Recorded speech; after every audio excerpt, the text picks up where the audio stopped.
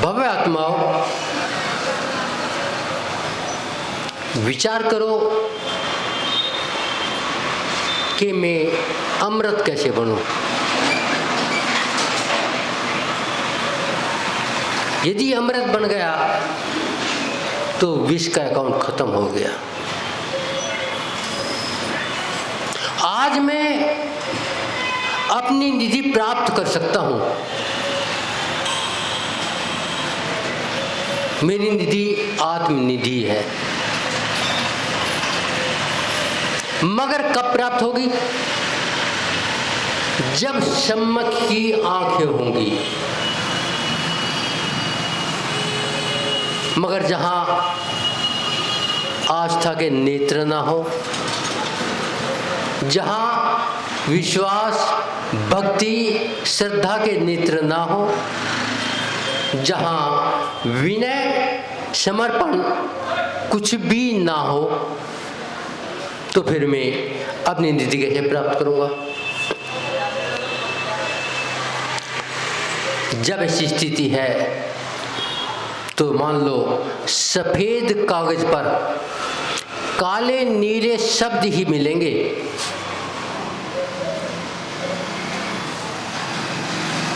हमें शब्दों का ज्ञान नहीं मिलेगा। क्यों? क्योंकि श्रद्धा नहीं है, समर्पण नहीं है, विश्वास नहीं है। जब नहीं है तो अपनी आत्मनिधि कैसे मिले? आचार्य कहते हैं आज कुछ जमाना ऐसा है कि सफेद कागज पर काला लिखा जाता है। कभी जमाना था काली पट्टी पर सफेद लिखा जाता था।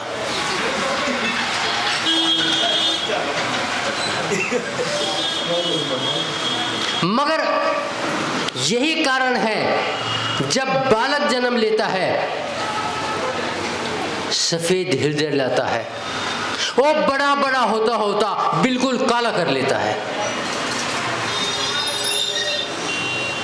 तो फिर कैसे आत्मनिधि मिले? थोड़ा विचार करके देखना।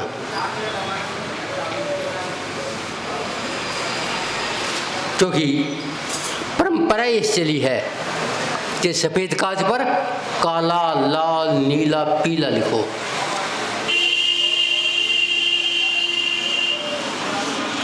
तो हमें आत्मनिधि नहीं मिलेगी।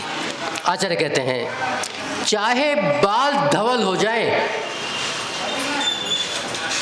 चाहे झुर्री पड़ जाए, मगर चित जू का तू काला का काला रहेगा। उसमें किंचित मात्र भी धवलपना नहीं आता,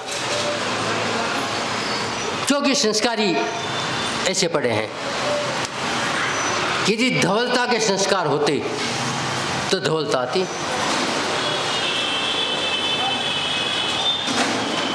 आचार्य कहते हैं कि हमने आज तक श्याम पट पर धवल लिखा है, जिसके अक्षर 6 हो जाते हैं। यदि काले पट्टी पर धवल लिखते तो वे 6 ना होते। बस ये एक अंतर है हमारी पट्टी का। आचार्य कहते हैं शुद्ध ज्ञान, अक्षर ज्ञान, इसलिए अक्षर बिना चलता नहीं। और केवल ज्ञान, अक्षर ज्ञान, इसलिए कि वहाँ एक बार आत्मा में जाए बिना टिकता नहीं।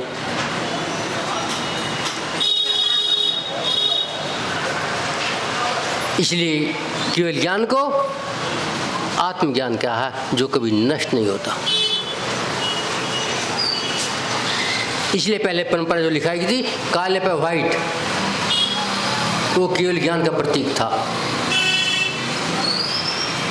आज का व्हाइट पर काला मिथ्यात्व का प्रतीक है। हाँ अब ठीक है। विचार करो, हम कहाँ बढ़ रहे हैं तो हमारी आत्मनिधि कैसे मिलेगी?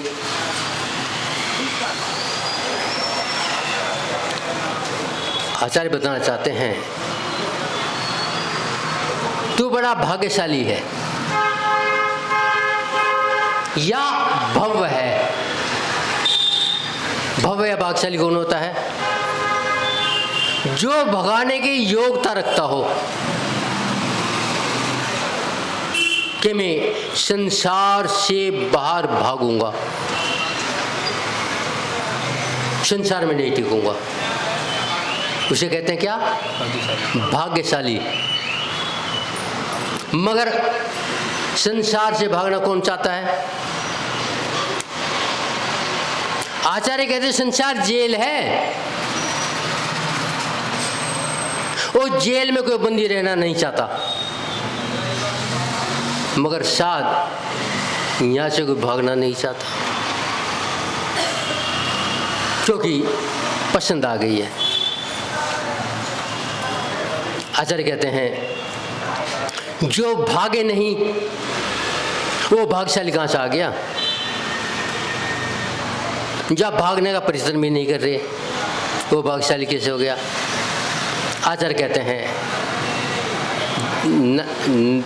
99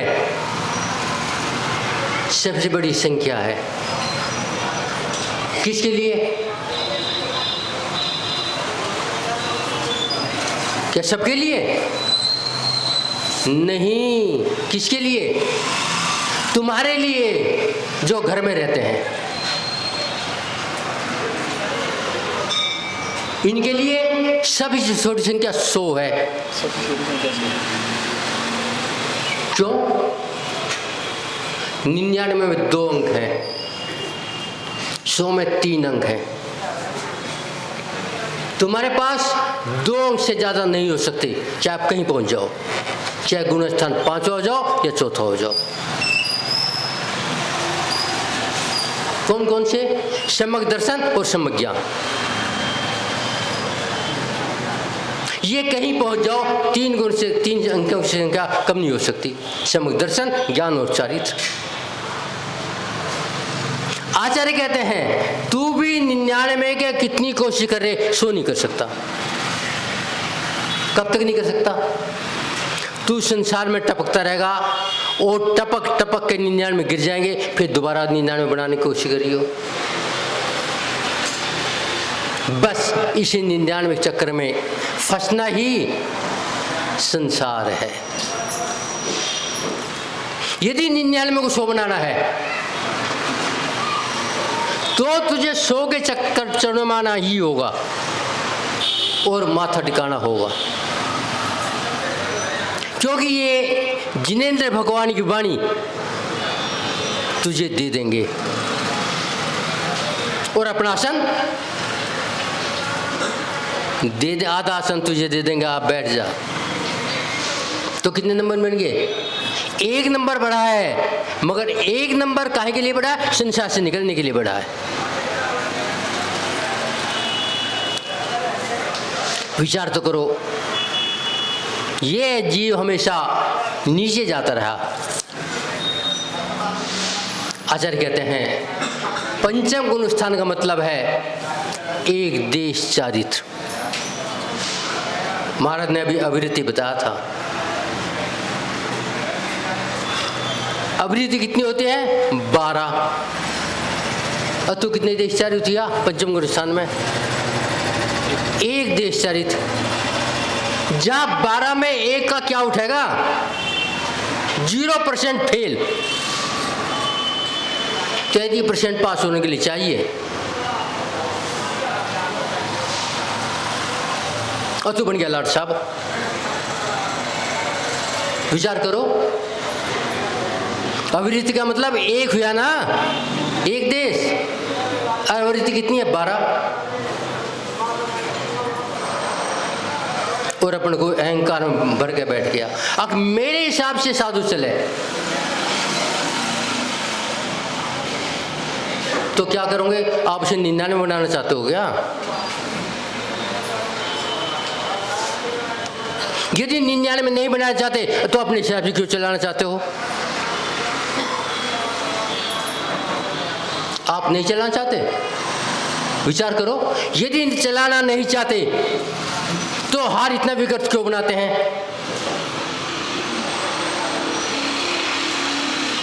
पतोड़ भी लो, बेसन के चीले भी लो, और मूंग की दाल के चीले भी लो, रस भरी भी लो, बर्फी भी 4 तरह की लो, छेने के रसगुल्ले भी लो। कहाँ चलाने जाते हो? अपने हिसाब से। क्योंकि 99 नंबर पर आ जा, हमें 100 नंबर पसंद नहीं है। आचार्य कहते 100 से 100 बनेंगे और तेरे 99 में 2 रह जाएंगे, क्योंकि तुझे बिगाड़ना चाहा है। ये कब क्या था? जब दीक्षा दी थी आपकी यही पकवान मिलेंगे। सुना किसी ने टेलीविजन पे? अरे एक का मिल जाओ माथा तड़क जा, लेने वाले और देने वाले का भी। कितने नंबर है? अब 99 में नहीं है, अब 9 का जगह एक आ गया है। ये पिच्ची लाट साहब नहीं है, नियम लाट साहब हैं। और मैंने नियम को ताक पर रख दिया, क्योंकि पिच्ची हाथ में है। क्या समझा है? मोर की है और पीछे में 2 गुण है। पीछे से बहुत कैडी और आगे से बहुत मुलायम। कैड़ा हाथ हाथ में है, मुलायम हाथ जीव के रक्षा का है। अब कैड़े को संभाल के रखियो, अब मुलायम से जीव की रक्षा करियो, इसलिए पीछे होती है। और आपसे भी ये है कि 99 में 100 कर लो, अन्यथा 99 का 1 न रह जाए। मगर उधर ध्यान तो जाता ही नहीं। जाता है क्या? बस एक ध्यान जाता है, इन्हें कैसे बिगाड़े। 100% ध्यान है तुम्हारे लोगों का। विचार करो, जब 4-4, 6-6 मिठाई खाओगे, नींद आओगी, समाक होगी। 99 में रहेंगे या 1 रहेगा? बता दे ब्रह्मचारी। इन्हें भी हजारों प्रतिशत पंच कल्याण करवा लिए होंगे। सैकड़ों दीक्षा में गया है। अच्छा, सैकड़ों दीक्षा दे ली है? ये मई में दे रहे, ये 99 के 99 में रहेंगे, ये सोना हो। ये आचार्य कहते हैं अब संसार में 4 दोष हैं: अतिक्रम, व्यतिक्रम, अतिचार और अनाचार। चारों दोष में दंड तो मिलेगा, बगैर दंड के बच नहीं सकते। और पक्की है, आप दोष पक्का पक्का लगा रहे हो इन्हें गिराने के लिए, क्योंकि आप चाहते हैं इनकी समाग न हो जाए,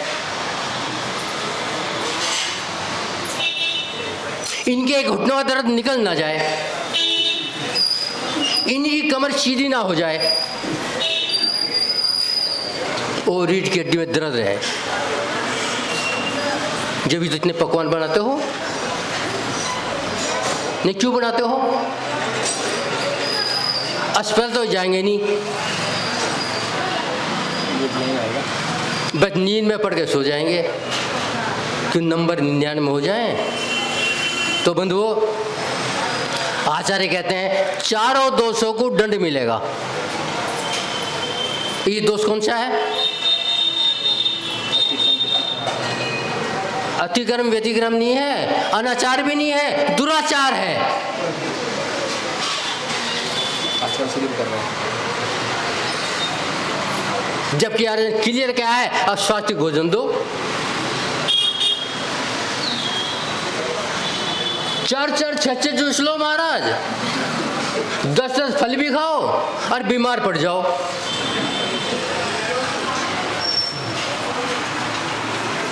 बड़े गड्ढे लगा रहे भैया, जो मैं जुल्म कर दिया हो कुछ। अरे जिंदा रहने दो। और आप कहते हो संवर कैसे हो, आश्रव कैसे रुके? अब सुनना पसंद करते हो, आश्रव कैसे रुके? यदि आश्रव रोकना है तो आपको कसम खानी होगी कि किस शादी को बिगाड़ेंगे नहीं, जो आपने बिगाड़ने की कसम खा रखी है।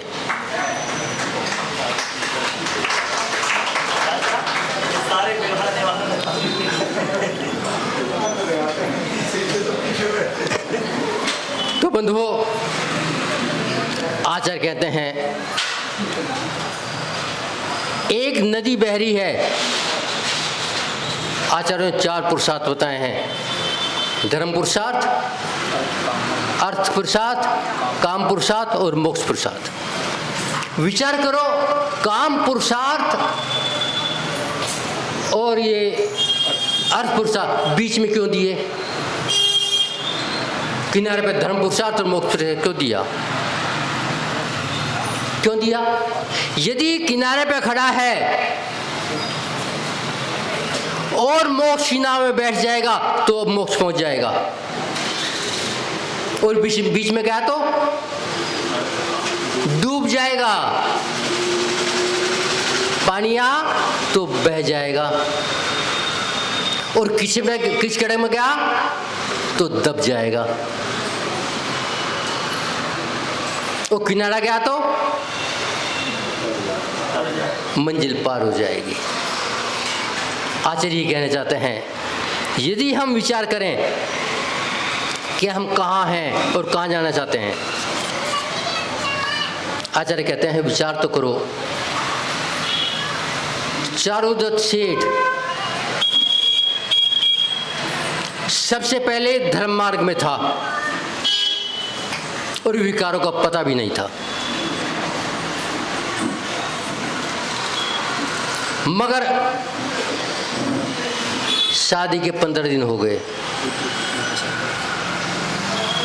15 दिन बाद में चारुदत्त की पत्नी की माँ मिलने के लिए आ गई। बेटी से पूछा, बेटी खुश हो? खुश क्या, खाक है? आज तक नहीं आया मेरे पास, मेरा मुंह तक नहीं देखा। तो चारुदत्त की सास अपनी समधन से मिली और कहा, क्या तुम्हारा बेटा नपुंसक है?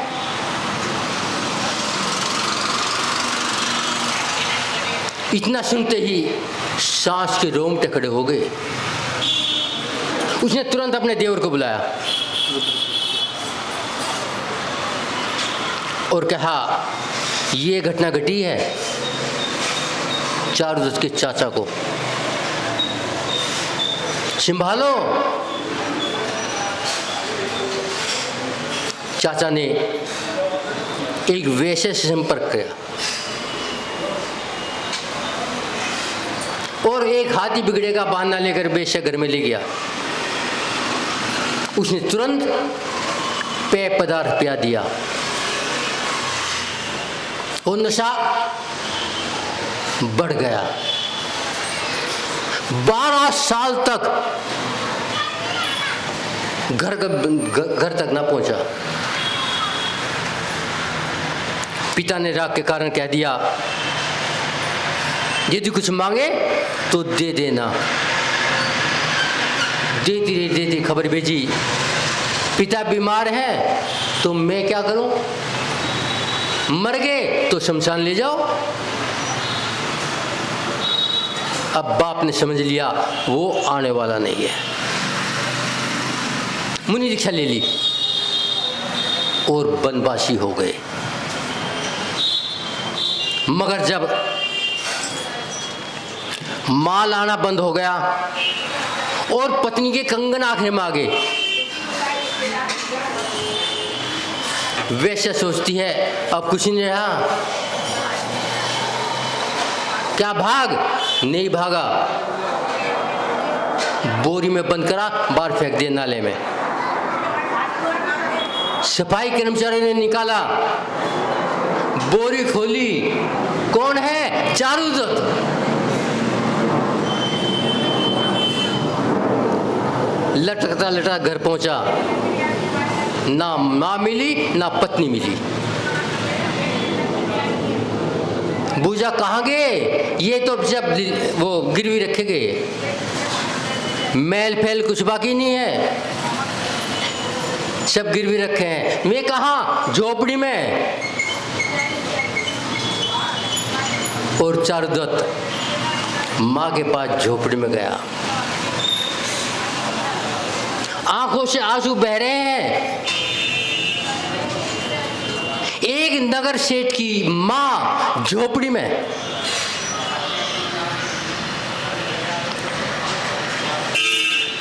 और चारुदत्त की आंख खुल गई। 6 बार विदेश में रतनदीप गया और 6 बार जहाज पटके, मगर हिम्मत नहीं तोड़ी और 7वीं बार धन कमा कर लाया, महल वापस लिया, कुछ दिन घर में टिका और फिर अंत में मुनि बन गया। और वे स्वार्थ सिद्धि तक पहुंच गया। अगले भाव में बस सिद्धालय, मगर शर्त है बिगाड़ोगे नहीं।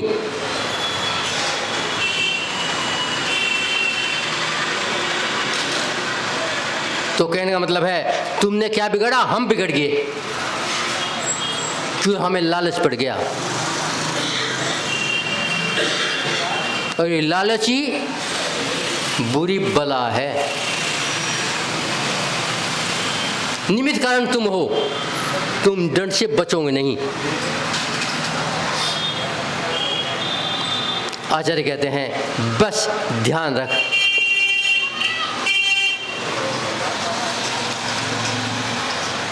क्योंकि अपन लोग चारुदत्त तो है नहीं, अगर मरते मरते सिंबल जाएंगे। यहां तो सिंबलते सिंबलते नहीं मर रहे, तो कैसे विचार बनेगा? आचार्य कहते हैं यदि गृहस्थ सुधर जाए तो साधु बिगड़े ना, मगर तुमने कसम खा के हम सुधरेंगे नहीं। विचार करो, क्या इस जुर्माने से बच जाओगे? आचार्य कहते हैं ये बचना चाहता है, परमात्मा के दरबार में सारे मुखड़े उतारने पड़ेंगे, सारे पाप छोड़ने पड़ेंगे, अपने में आना पड़ेगा, शरीर की आसक्ति घटानी होगी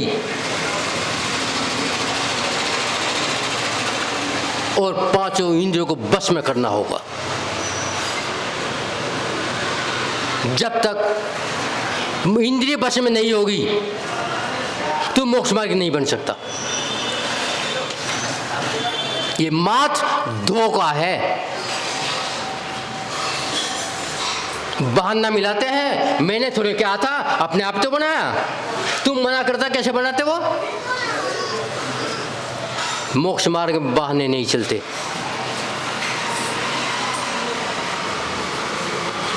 आचार्य कहते हैं पीछी आगे मुलायम, पीछे सख्त, नियम में सख्त रहो।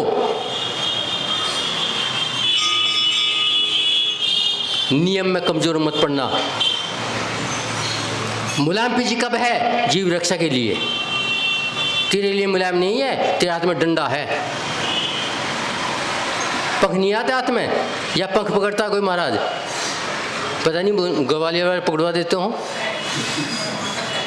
जब हाथ में पकड़ेगा डंडी पकड़ेगा, और डंडी बिल्कुल कैडी बैत की है।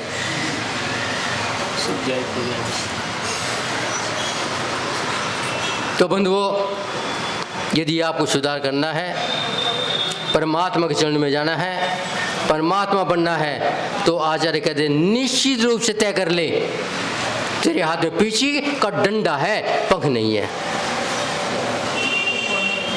और तुम भी ध्यान रख लेना,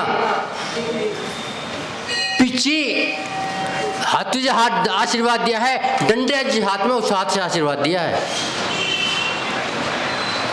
अन्यथा दंड का भागी होगा। आचार्य कहते बस यदि संवर करना है